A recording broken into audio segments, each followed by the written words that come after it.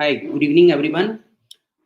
Welcome to this wonderful evening. And today we have a wonderful speaker and a very dynamic personality with us to help us to understand how to invest and what is the right way of investing, right? So today's topic for the day we have kept is निवेश करने का सही तरीका, right? So this is the topic which we have chosen with regards to keeping in the mind कि बहुत सारे लोगों को ये बहुत सारी समस्या प्रॉब्लम होता है कि इन्वेस्ट करने के लिए सही स्ट्रेटेजी क्या होनी चाहिए, right? So today we have a speaker who is a CEO from White Oak Capital Mutual Fund, right?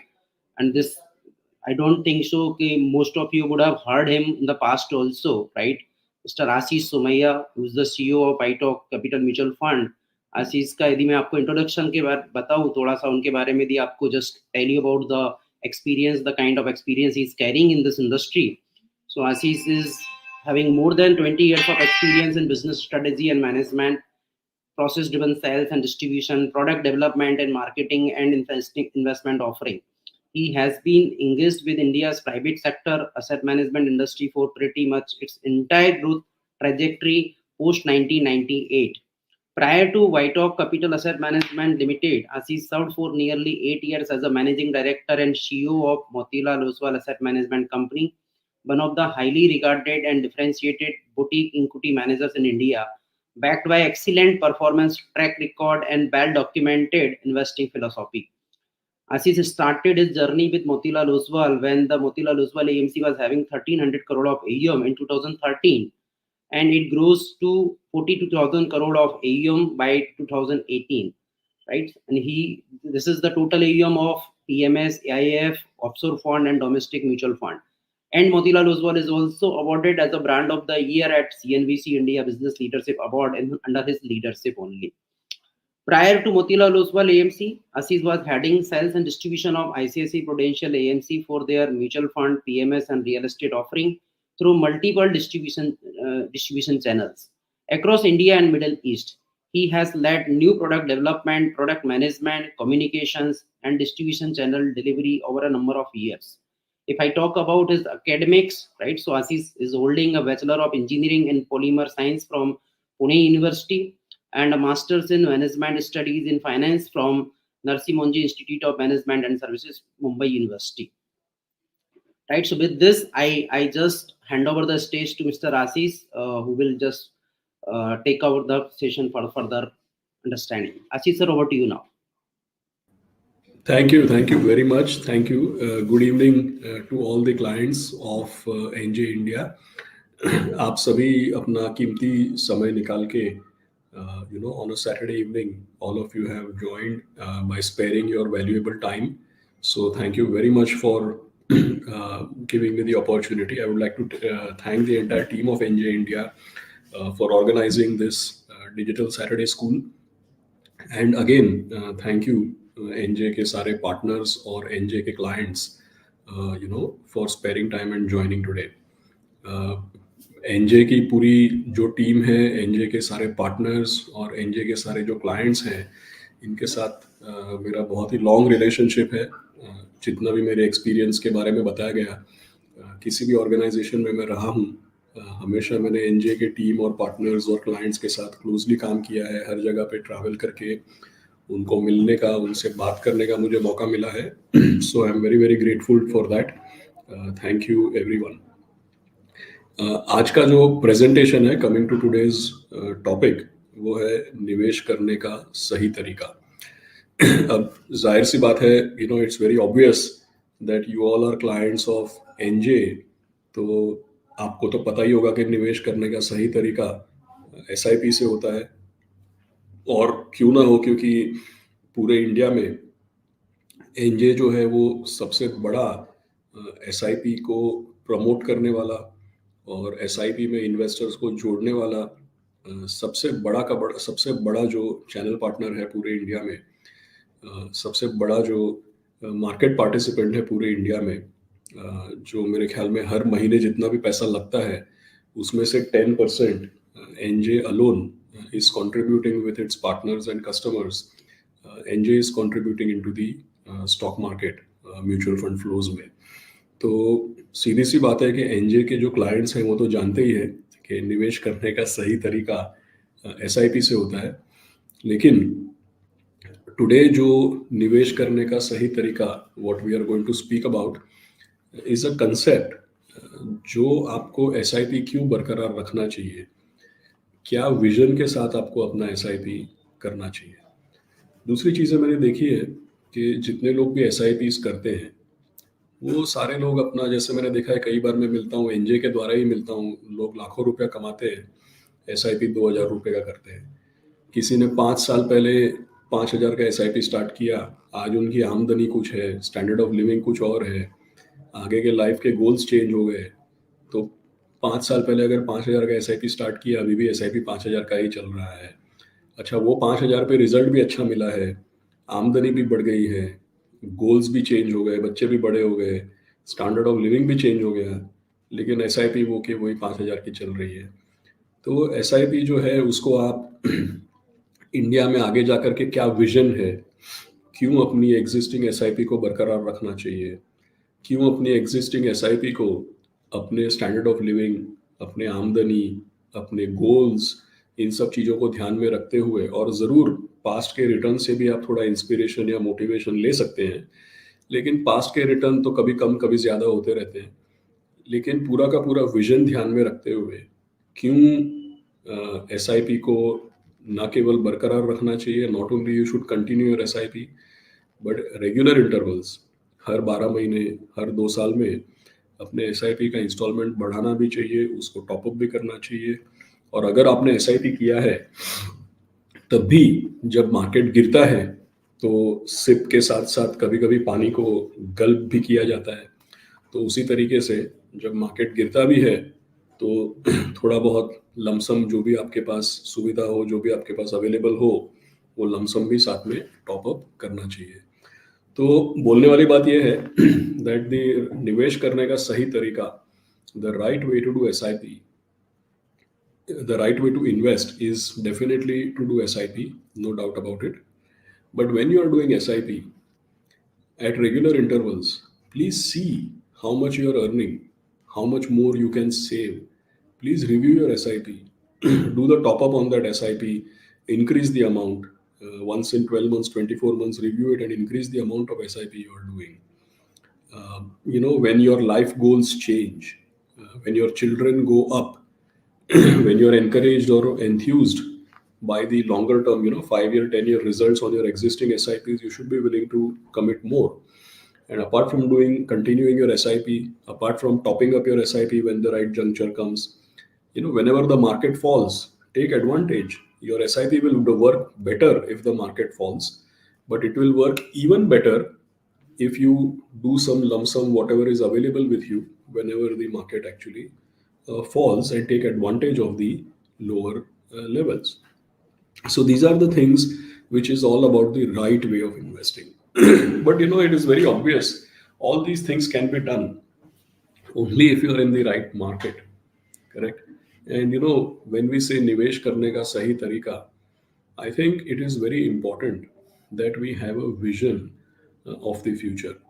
And it is very, because whatever we are investing, that will fructify only in the future.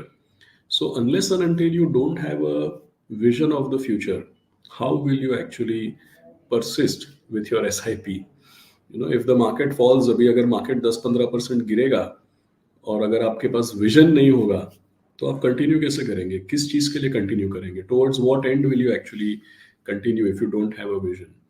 So today what I am going to share in निवेश करने का सही तरीका is one very important lesson which I have learned, and that I'm going to share. When we come to that lesson, then I will share it with you. I will not tell you that upfront. निवेश करने का सही तरीका is SIP, उसमें तो कोई suspense नहीं है, लेकिन निवेश करने का सही तरीका जो मुझे आज आपको बताना है, जो मेरे लाइफ का लर्निंग है, जो मेरा लेसन है, वो मैं अभी थोड़े टाइम के लिए सीक्रेट रखता हूँ। आप आगे प्रेजेंटेशन देखिए and then you will actually be able to understand.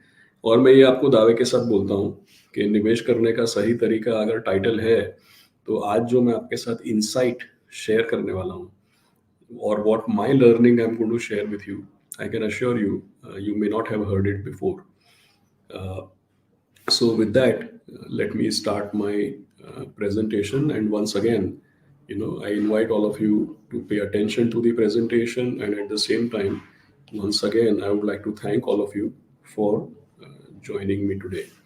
So I hope that you can see my presentation, and I'm putting a red colored laser pointer here.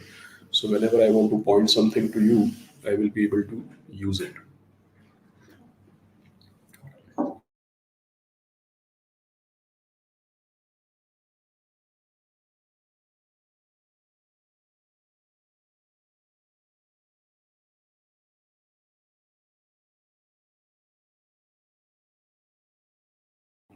सो ये जो निवेश करने का सही तरीका है ये प्रेजेंट, तो आप सवाल पढ़िएगा, अपने माइंड में उसका आंसर दीजिएगा। कुछ लोग अगर चाहते हैं तो अपने साथ वालों के साथ डिस्कस कर सकते हैं, but I will be, and I think some of these questions are tough, so I have also put some kind of hint to make sure that you can answer the question. So now comes the first and the most difficult question.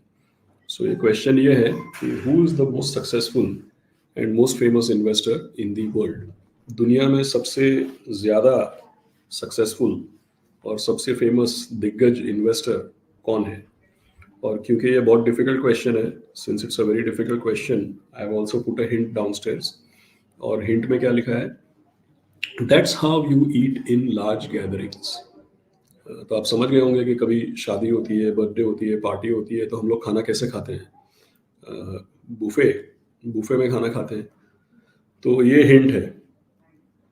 और आप समझ गए होंगे कि ऊपर जो मैंने लिखा है, who is the most successful and most famous investor in the world, तो मैं क्लैरिफाई कर दूं यहाँ पे, जो खाने की प्रक्रिया होती है हमारी, our process for eating in large gatherings, that is called buffet. But this highly respected gentleman, who's the world's most successful investor, and in fact, because of him, a lot of people have joined the stock market. His name is spelled in a similar fashion, but pronounced very differently. His name is Mr. Buffett. So, with due respect, I don't mean to distort his name, but I think as a hint, it probably works. The way we eat in large gatherings is called a buffet, but how Mr. Warren Buffett is called is Mr. Buffett. So, this is my first difficult question for you. और काफ़ी सारे लोग हैं यहाँ पे जिनको ये question बहुत आसान लगा होगा, तो अगर जिनको बहुत आसान लगा है वो लोग ज़्यादा कॉम्प्लेसेंट नहीं हो जाएं, इसलिए मैंने सेकंड क्वेश्चन डाला है जो वाकई में बहुत डिफिकल्ट है। So the second question is, what is common between you and mister Buffett? मतलब आप में और मिस्टर बफेट में समानता क्या है? What is common or what is similar between you and Mr. Buffett? Now this, I can assure you, a lot of people tell me, whenever I ask this question in big audiences, a lot of people say that he is a long-term investor, he is a equity investor. एक बार तो एक साहब ने मुझे बोला, he is a human being, I am also a human being. So इस तरीके के आंसर्स आते हैं, patience, long term investor, compounding, equity investor, इस तरीके के आते हैं responses, but don't give any and every response. Okay, अगर आप मिस्टर बफेट के बारे में जानते हैं और थोड़ा जानने से थोड़ा ज़्यादा आगे आपका परिचय है अगर, and if you have seen any of his interviews or read any literature about Mr. Buffett, so you must have seen that many times Mr. Buffett is asked that Mr. Buffett, what is the secret of your success?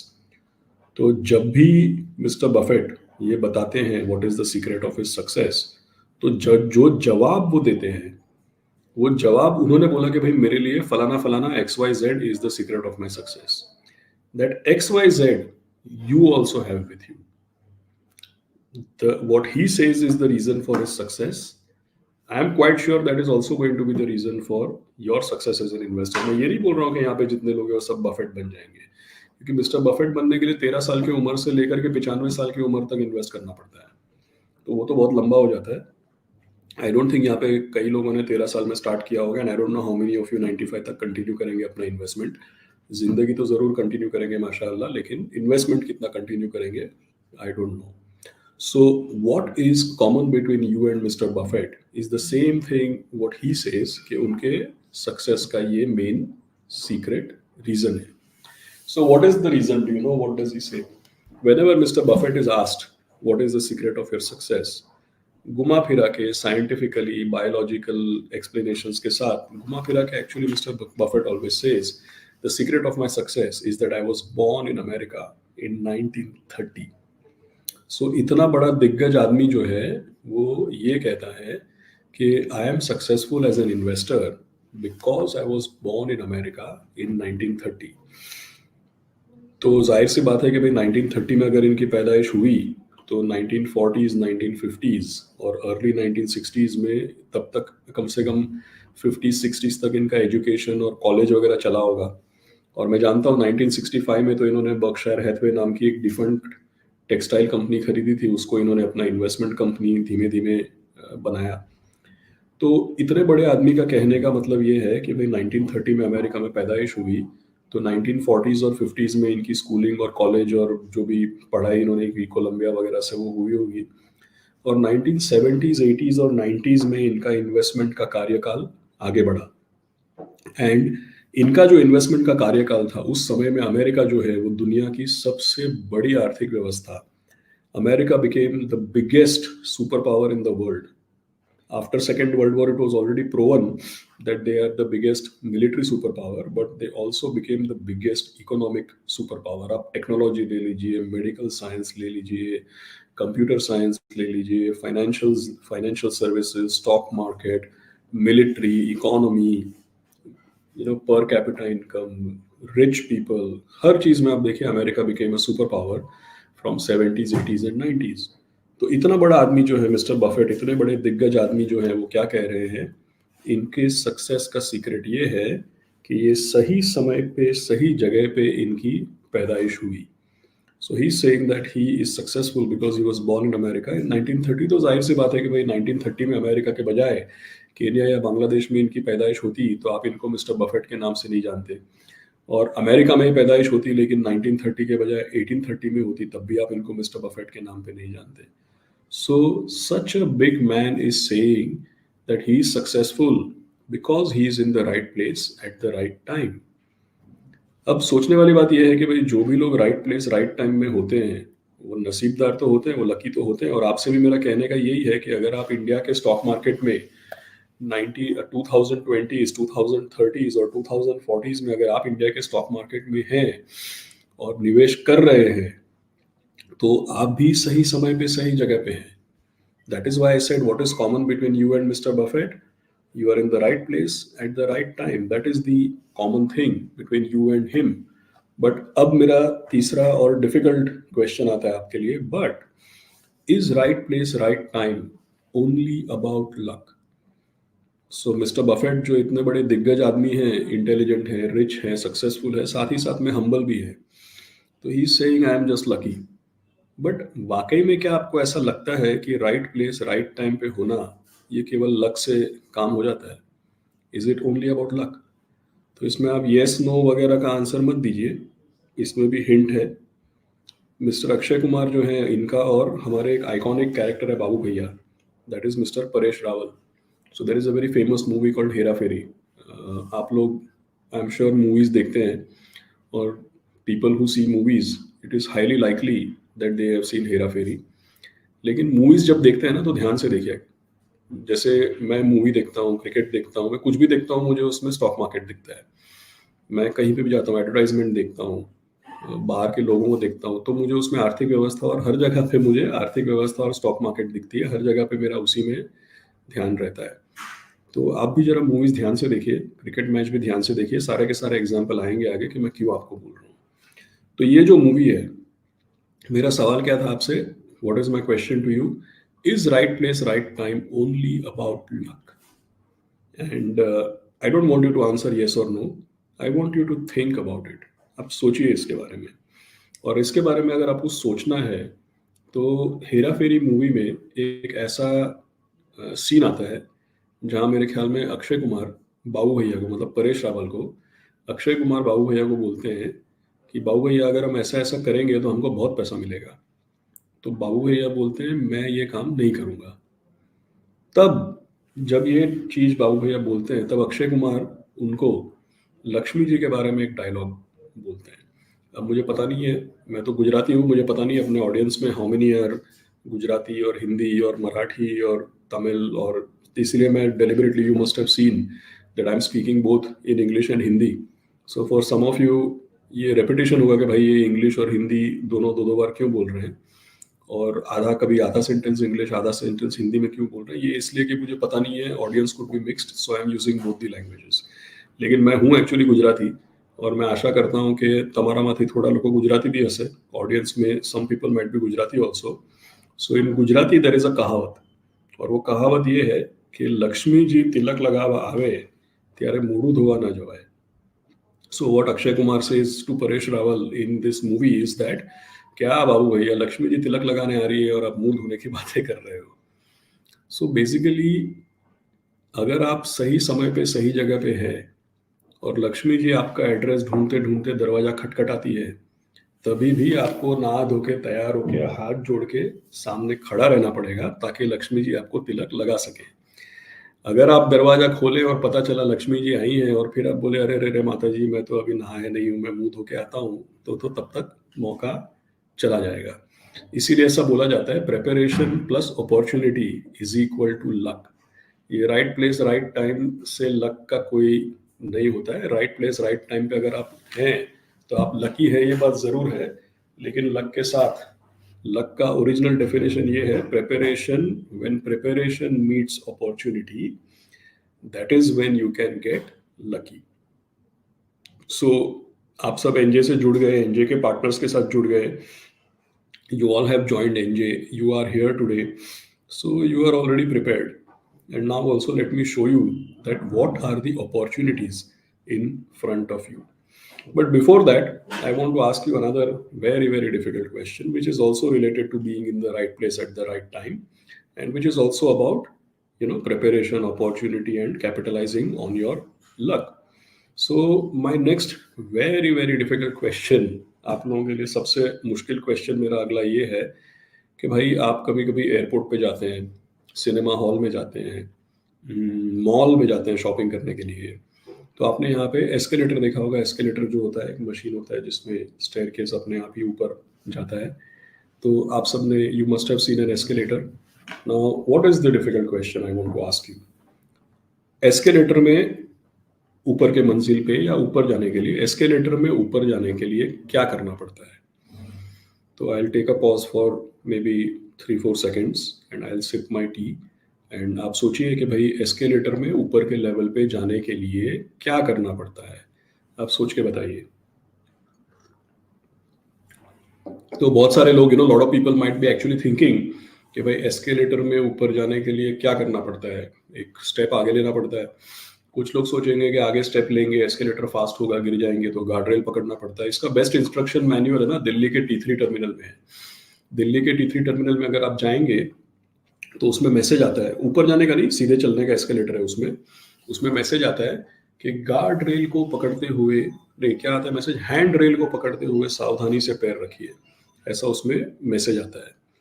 तो मैं एक बार ऐसे एक open forum में गया था, वहाँ पे मैंने पूछा था कि भाई एस्केलेटर में ऊपर जाने के लिए क्या करना पड़ता है. तो एक साहब ने मेरे को बोला था कि देखिए ऐसा है, पहले तो आप हैंड रेल को पकड़िए, फिर एस्केलेटर पे खड़े रहिए, फिर ऐसा बोला कि भाई एस्केलेटर ऊपर जाएगा तब तक उतरने का नहीं, खड़े रहने का पकड़ के. और जब एस्केलेटर ऊपर पहुंचेगा और फ्लैट जब जमीन आ जाएगी, तब हैंड रेल को छोड़ के एक कदम आगे लेने का, फिर दूसरा कदम आगे लेने का, और फिर ऊपर आप पहुंच जाएंगे. तो ऐसा मेरे को प्रोसेस ओरिएंटेड आंसर मिला, क्योंकि इतना इजी नहीं है एस्केलेटर पे ऊपर जाना. लेकिन अब मेरा नेक्स्ट क्वेश्चन ये आता है कि एस्केलेटर है, समझो आप एक जगह पे गए, वहां पे एस्केलेटर है. अब मैं आपको ये पूछ रहा हूँ कि समझो एस्केलेटर तो ऊपर पहुंच गया, अगले मंजिल पे जिस स्टेप पे आप चढ़ने वाले थे वो स्टेप लेकर के एस्केलेटर तो ऊपर पहुंच गया. तो आप सोचिए कि एस्केलेटर ऊपर पहुंच गया लेकिन आप अभी तक नीचे हैं. समझो एस्केलेटर ऊपर पहुंच गया लेकिन आप नहीं पहुंचे, आप अभी भी नीचे हैं. तो इसका क्या मतलब बनता है? What do you think is the reason that कभी कभी एस्केलेटर ऊपर चला जाता है लेकिन आप ऊपर नहीं गए और आप नीचे ही खड़े रह गए? Why could that happen? इसका क्या मतलब बनता है? अभी आई एम श्योर बहुत लोग सोच रहे हैं इसका क्या मतलब बनता है. कभी कभी लोग बोलते हैं एस्केलेटर खराब है क्या, एस्केलेटर को ब्लेम करने लगते हैं.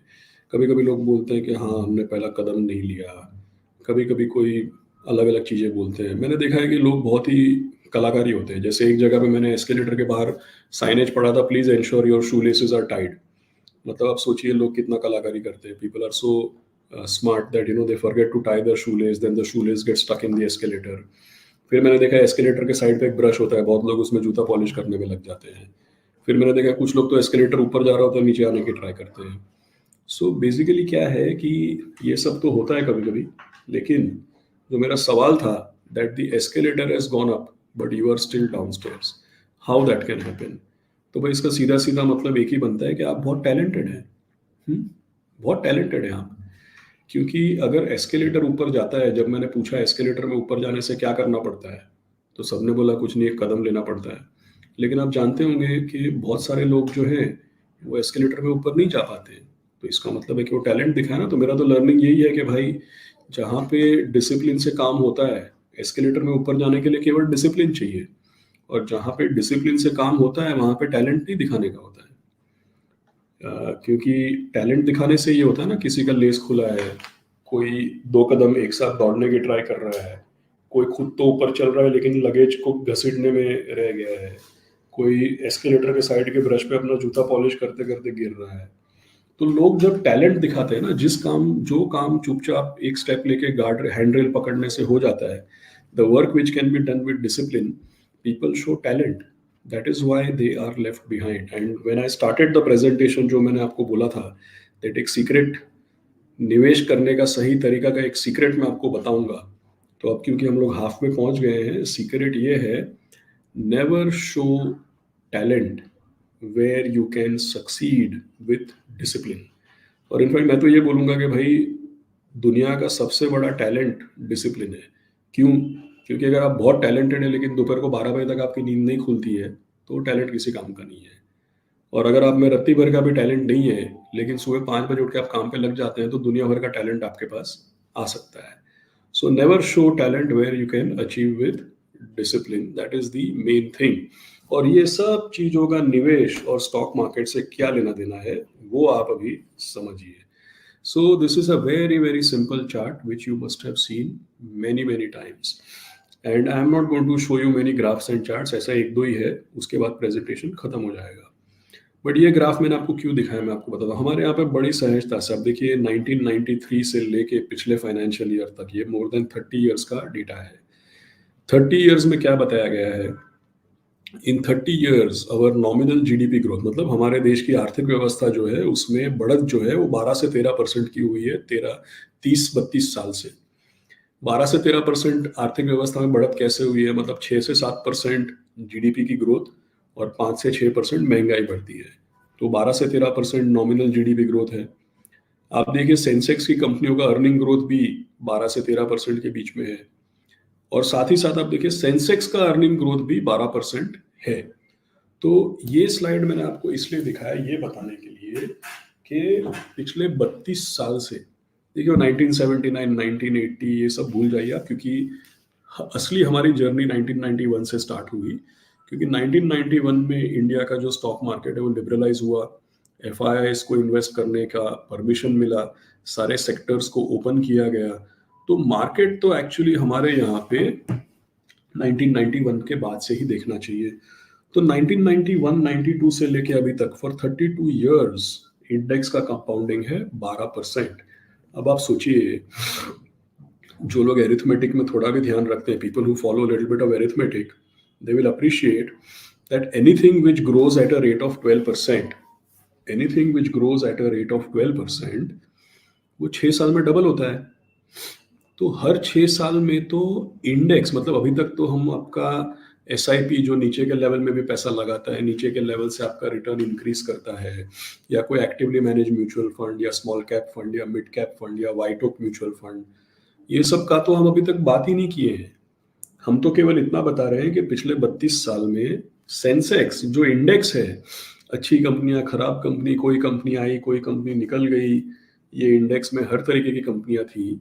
बट पिछले 32 साल में, और पिछले 32 साल में तो आप देखिए कौन सा गवर्नमेंट, अलग अलग prime minister, parallel economy, corruption, Wars, Harshad Mehta, Ketan Parekh, पता नहीं क्या क्या हो गया हमारे साथ, global financial crisis, Covid, demonetisation, GST, सब कुछ हो गया हमारे साथ पिछले 32 साल में। वो वर्ल्ड ट्रेड सेंटर उड़ गया, गल्फ में वॉर हो गया, सद्दाम हुसैन और पता नहीं क्या क्या हमारे साथ हो गया।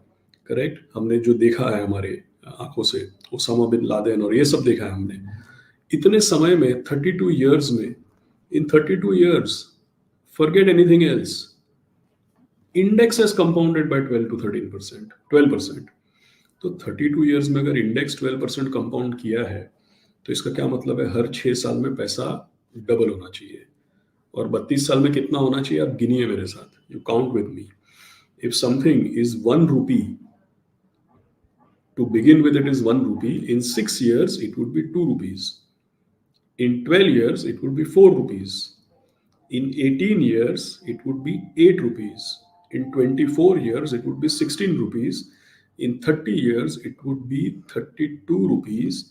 So if somebody had invested 1 rupee in 1992, that should have now been 32 rupees in the end of 32 years. And वो ओरिजिनल 1 rupee की बात हो रही है। हर साल आप दूसरा 1 रुपया लगाते, उसकी तो बात ही नहीं हो रही है अभी तक। We are only talking about original 1 rupee which would have become 32 rupees. You would have invested another 1 or 2 rupees every year that we are not even discussing. So the point is that if somebody invests for 32 years in the stock market, every 1 rupee would be 32. And every year they would invest more. So they should have the equivalent of 20, 30 rupees again for every 1 rupee that they invested. So every 1 rupee should have become 32, and then following, there would be a different set of numbers. But why is it that people have not got 32 rupees for every 1 rupee in the last 30 years? ऐसा क्यों है कि कितने लोग आप जानते हैं, आप अपने आसपास देखिए, अड़ोस पड़ोस में अपने दोस्तों को, अपने एनजे पार्टनर्स को आप पूछिए कि भाई कितने लोगों को आप जानते हैं जिनका पिछले 30 साल में हर एक रुपए का 32 रुपया हुआ है। नहीं जानते, शायद ही कोई मिलेगा आपको। आपका हुआ है? चलिए 32 साल से नहीं, अगर आप 10 साल से भी कर रहे हैं तो 10 साल में 4 गुना हुआ है क्या आपका, या 12 साल में 4 गुना हुआ है क्या आपका? नहीं हुआ होगा। इसीलिए मैंने पहले पूछा था कि भाई एस्केलेटर में ऊपर जाने के लिए क्या करना पड़ता है। तो मैं एस्केलेटर डिस्कस करने के लिए तो आया नहीं हूँ यहाँ पे सैटरडे इवनिंग को, इसलिए मैंने पहले पूछा था कि एस्केलेटर में ऊपर जाने के लिए क्या करना पड़ता है। तभी सबने बताया कि भाई हैंड रेल पकड़ के स्टेप पे खड़ा रहना पड़ता है। तो मैंने बोला इतना आसान है, लेकिन सब लोग ऊपर नहीं पहुंचते हैं। सब लोग क्यों ऊपर नहीं पहुंचते? सबका 1 रुपए का 32 रुपया या सबका 1 रुपए का 8 रुपया क्यों नहीं होता है? क्योंकि सब लोग बहुत टैलेंटेड हैं। तो बात तो यही है कि लाइफ में कहीं भी जहाँ पे डिसिप्लिन चाहिए होता है, वहां पे टैलेंट नहीं दिखाने का। अभी थोड़े दिन पहले वर्ल्ड कप था, तो वर्ल्ड कप में हम लोग जीतने वाले थे लेकिन हम हार गए। तो पहला 10 मैच हम जीत गए, वो तो सबको पता है। फिर 11वां मैच हमारा फाइनल था। वो फाइनल में हमने बहुत ही खराब पिच पे 241 रन भी बना लिया। अच्छा, 241 बना के नहीं हारे थे हम। 241 बनाने के बाद सामने वाले का तो 47 for 3 भी हो गया, तब तक हम जीत रहे थे। जब 41 for 47 for 3 जब हो गया और जब हमको जीतना चाहिए था, उसके बाद ऑस्ट्रेलिया की बैटिंग टीम ने क्या किया? कौन था वो बंदा? Travis head. There was Travis Head. He is the one who batted very well. I think he made a century also. So how did Travis Head defeat us? What were the commentators saying at that time? Do you think, आपको क्या लगता है, Travis Head बहुत talent दिखा के जीता क्या? क्या किया उसने? What were the commentators saying? Pitch पे डटे रहो, stay on the pitch, don't lose your wicket, take singles, rotate the strike, try to hit a 4 or a 6 only on a loose delivery, and make sure you bat for 50 overs. ऐसे जीता ना, talent दिखा के नहीं जीता। तो basically what he did, what do commentators से जब ऐसा डिफिकल्ट मैच होता है तो डिस्कशन में क्या आता है कि भाई 50 ओवर खेलेंगे तो जीत जाएंगे, पिच पे जमे रहो, विकेट मत खोना, स्ट्राइक रोटेट करो, 1-1, 2-2 रन लो, लूज डिलीवरी आए तभी चौका छक्का मारना और पूरे 50 ओवर खेलना। पूरा 50 ओवर खेलेगा तो जीत जाएगा। तो टैलेंट दिखा के तो नहीं जीते ना, डिसिप्लिन से जीते। सो what is most important? Escalator में ऊपर जाना है, हर 5-6 साल में पैसा डबल होना है, टफ मैच में 50 ओवर खेलना है। ये हर चीज के लिए टैलेंट नहीं चाहिए होता है, डिसिप्लिन चाहिए होता है। वो 47 for 3 हुआ, उसमें पहले के 3 लोग टैलेंट दिखा रहे थे, इसलिए कहीं पे कोई कैच आउट हो गया, कहीं पे कोई क्लीन बोल्ड हो गया। टैलेंट नहीं दिखाने का। जहां पे डिसिप्लिन से काम होता है वहां पे टैलेंट नहीं दिखाते हैं, because discipline is the ultimate form of talent. This is निवेश करने का सही तरीका। लेकिन अभी आप अगर इंडिया के मार्केट में हैं और अभी आप अगर डिसिप्लिन बताएंगे तो आपको क्या मिलेगा? तो आपने सुना होगा, you must have heard that in India there is lot of discussion about Amrit Kaal. हमारे जो यशस्वी प्रधानमंत्री हैं श्री नरेंद्र भाई मोदी, उन्होंने थोड़े समय पहले एक स्पीच में बोला था कि इंडिया का तो अमृतकाल आने वाला है, मतलब 2022 से लेकर के 2047, ये 25 साल जो है, इसमें तो इंडिया का अमृतकाल आएगा। अब क्या है कि ये बड़े बड़े दिग्गज लोग जो सब बोलते हैं, when powerful people, very very important people, when they make some statement, sometimes some people may not listen, उनको लगता है कि भाई इसमें कोई पॉलिटिकल स्लोगन तो है, प्रोपेगेंडा है, ऐसा लगता है लोगों को। But let me assure you, ये पूरा का पूरा एरिथमेटिक है, इसमें अर्थशास्त्र और मैथमेटिक्स है, इसमें कोई तरीके का प्रोपेगेंडा नहीं है। ये हम क्यों बोल रहे हैं कोई तरीके का प्रोपेगेंडा नहीं है? क्योंकि आपको एक चीज समझना चाहिए कि क्यों हमारा अमृतकाल आने वाला है। देखिए, दुनिया भर में for a moment I am going to remove the sharing and I would like to be on the screen myself. तो देखिए, एक चीज आप ध्यान में रखिए, दुनिया भर में जब निवेश किया जाता है, whenever people invest, why do they invest? निवेश क्यों किया जाता है? Investment is done so that you will get returns. और रिटर्न्स कहाँ पे बनता है? Returns are always made on growth. Investment is made for returns and returns are made only where there is growth. अगर ग्रोथ नहीं है तो return नहीं बन सकता है। और कंट्री लेवल पे ग्रोथ कहाँ से आता है? Right, we are talking about a country. और आजकल इंडिया की बात हो रही है कि 5 ट्रिलियन का इकोनॉमी हो जाएगा, फिर दुनिया का थर्ड बिगेस्ट बन जाएगा, अमेरिका और चाइना के बाद का थर्ड बिगेस्ट इकोनॉमी बन जाएगा। ये सारी चीज़ों की बातें होती है। तो हमको ये समझना चाहिए कि भाई, investment is made for returns, returns are made only where there is growth. लेकिन एक कंट्री लेवल पे ग्रोथ आती कहाँ से है? तो कंट्री लेवल पे ग्रोथ कहीं ना कहीं, मैं तो अर्थशास्त्र नहीं किया है, जैसा आपको पहले बताया गया, I am a chemical engineer and finance graduate, I am not a economist. लेकिन जितना भी बेसिक इकोनॉमिक्स आप पढ़ भी सकते हैं ना, उसमें भी यही बोला जाता है that at a country level the growth is basically some kind of combination or some kind of function of population multiply by productivity of population। मतलब कि कितने लोग हैं, कितना पॉपुलेशन है और कितना उत्पादन करते हैं ये लोग। सो what is the population and what is the productivity of that population, इसी से डिसाइड होता है कि भाई एक कंट्री के लेवल पे ग्रोथ कितना होता है। तो इंडिया में आप जानते हैं पॉपुलेशन तो है इंडिया में, करेक्ट। और आज के तारीख में दुनिया की जो सबसे बड़ी बड़ी कंट्रीज हैं, the countries which are the richest countries in the world and the countries which contribute the most to the world's economy, ये सबका सबसे old, they are actually ageing. यही सबसे बड़ा प्रॉब्लम है। और सीधी सीधी बात यह है कि पॉपुलेशन मल्टीप्लाई बाय प्रोडक्टिविटी करेंगे तो प्रोडक्टिविटी के अंदर भी सबसे बड़ा रोल या सबसे बड़ा योगदान प्रोडक्टिविटी बढ़ाने में किस चीज़ का है? तो पॉपुलेशन मल्टीप्लाई बाय प्रोडक्टिविटी हम बोलते हैं, लेकिन प्रोडक्टिविटी के अंदर भी सबसे बड़ा रोल तो पॉपुलेशन का ही है, क्योंकि पॉपुलेशन की एज क्या है उससे डिटरमाइन होता है कि उसकी प्रोडक्टिविटी कितनी होगी। क्योंकि ठीक है, आप टेक्नोलॉजी यूज़ कर सकते हैं, आप बढ़िया मशीनें, फैक्ट्री और इंफ्रास्ट्रक्चर बना सकते हैं, आप सर्विसेज का काम कर सकते हैं ताकि एज का थोड़ा असर कम पड़े, लेकिन वो सबसे प्रोडक्टिविटी एक लिमिट तक बढ़ेगी। Ultimately whether your people are young और old, that will determine your growth. क्यों? क्योंकि पॉपुलेशन जो होता है किसी भी कंट्री का, इसको हमेशा 3 भाग में डिवाइड किया जाता है। बच्चे कितने, बुजुर्ग कितने, और बीच में जो है जो काम करने वाले वो कितने। तो 15 ईयर्स के नीचे 15 to 64 एंड 65 एंड अबव, इस तरीके से 3 पार्ट में पॉपुलेशन को डिवाइड किया जाता है। सो 3 parts, that is the population is divided. लेकिन प्रोडक्टिविटी में एज का सबसे बड़ा रोल है, ये ऑब्वियस सी बात है, राइट। और इंडिया का अगर आप पॉपुलेशन देखें तो now let us go back to the presentation and see how is India's population, correct. So Here I'm going to put something for you on the screen.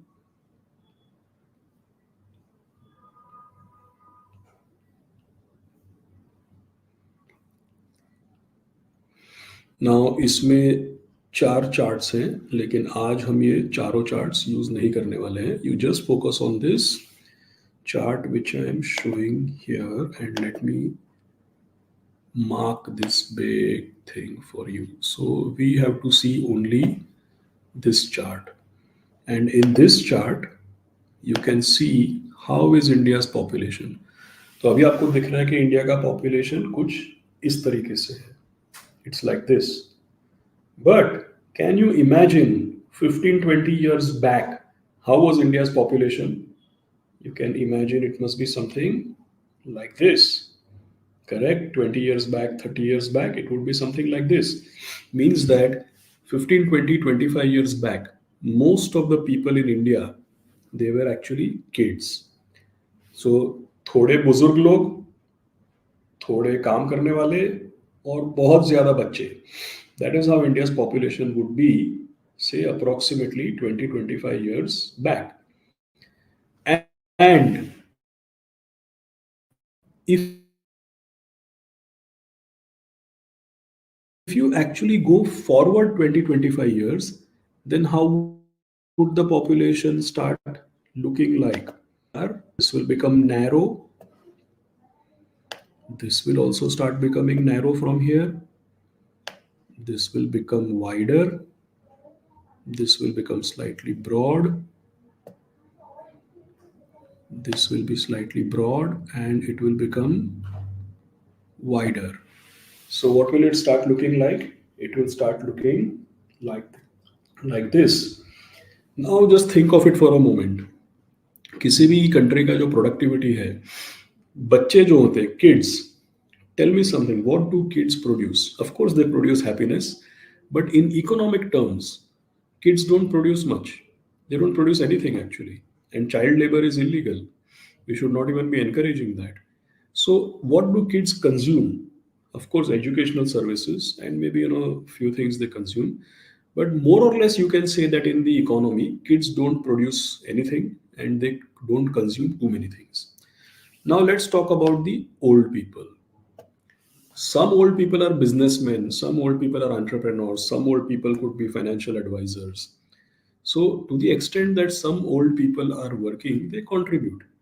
But to the extent that a lot of old people actually retire, it's obvious that जो लोग retire हो जाते हैं वो फिर आर्थिक व्यवस्था में कुछ कंट्रीब्यूट नहीं करते, और कंज्यूम भी फिर उनका कंजम्पशन भी कम ही हो जाता है.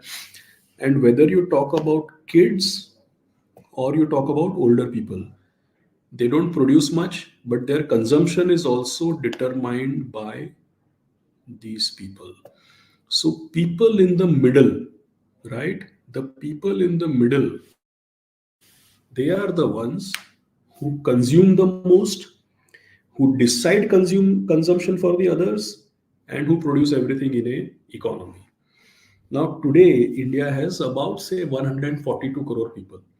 ये पूरा का पूरा 142 करोड़ लोग को अगर आप लाइन में खड़ा कर देंगे ना, तो जो बंदा एग्जैक्टली बीच में आएगा, द मीडियन, सबको 142 करोड़ लोग को लाइन में अगर खड़ा कर देंगे, तो जो एकदम बीच में आएगा उसकी उम्र है 27 साल. तो आप समझ सकते हैं, अभी समझिए मेरी उम्र है 47 साल, तो मेरे को 57 साल होने में कितना टाइम लगेगा? ऑब्वियस है 10 साल लगेगा. क्या ये थोड़ा जल्दी या थोड़ा लेट हो सकता है? Of course not. If it's going to take me 10 years to become 57, it cannot be faster or slower. It will take exactly 10 years, right? So how will the population of a country change? It will change 1 year at a time. How will people become older? They will become old 1 year at a time. So when will you have the maximum productivity of a country? इसीलिए government बोलती है, इसीलिए मोदी जी बोलते हैं कि ये जो 20-25 साल है ये हमारा अमृत काल है. क्यों? Because the next 25 years India as a country will have the highest productivity, because our maximum population will be like this. If our population is like this, few kids, few old people, maximum working people. that is when our productivity will be the highest. Of course productivity में कुछ बाधाएं हैं, because सब लोगों को job मिलना, सबका अच्छा एजुकेशन होना, ये सब भी है, that the government has to work hard. But let me tell you one another important thing, that पिछले 5 साल में जो भी हमारी गवर्नमेंट कर रही है, पिछले 5 साल में जो भी हमारी गवर्नमेंट कर रही है, that is actually being done to enhance the productivity. Let me give you examples. To attack the parallel economy, to have Jandhan Mobile and Aadhaar, to have the world's best telecom network, to have one nation, one tax structure, to have new education policy, then production linked incentive where we are telling people कि भाई आपको import नहीं कर सकते, assemble नहीं कर सकते, यहीं पे factory लगाइए, यहीं पे technology लाइए, हमारे लोगों को नौकरी दीजिए.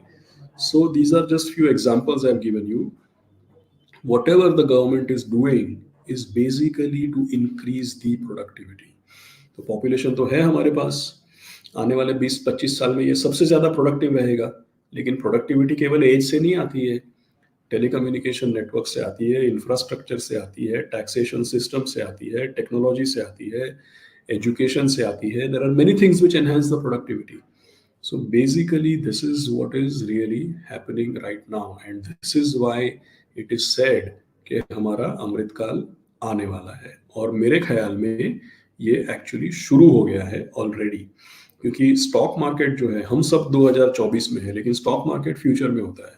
तो stock market can already see, because what I have told you today in part of a pathshala और in part of a Saturday school, ये तो मैं आपसे बोल रहा हूँ, लेकिन इसका मतलब ये नहीं कि मैंने कुछ नया बोला है. ऐसे बाहर बहुत लोग हैं जिनको मार्केट में सबको पता है ये. So market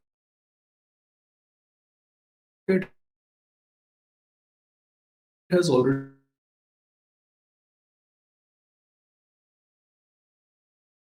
started figuring what I'm that